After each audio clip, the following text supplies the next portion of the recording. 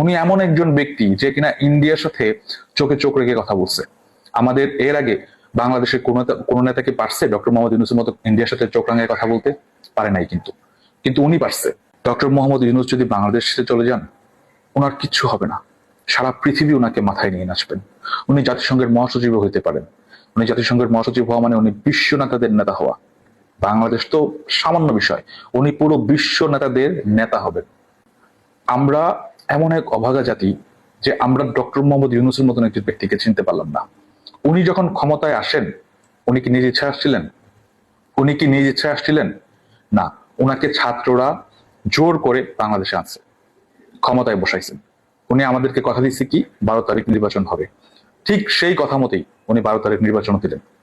ওনার নির্বাচন শেষ হওয়ার পর, উনি দায়িত্ব শেষ হওয়ার পর ওনার যত সম্পদ আছে সবকিছুর হিসাব নিকাশ বাংলাদেশকে দিয়ে গেছেন, দিয়ে এখন উনি চলে গেছেন।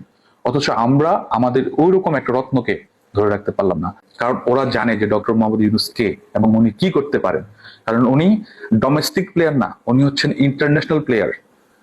উনি ইন্টারন্যাশনাল প্লেয়ার বলেই ভারতের মতো একটা সুপার পাওয়ারের চোখে চোখ রেখে কথা বলছেন, বিন্দু পরিমাণ কম্প্রোমাইজ করে নাই বাংলাদেশের ব্যাপারে।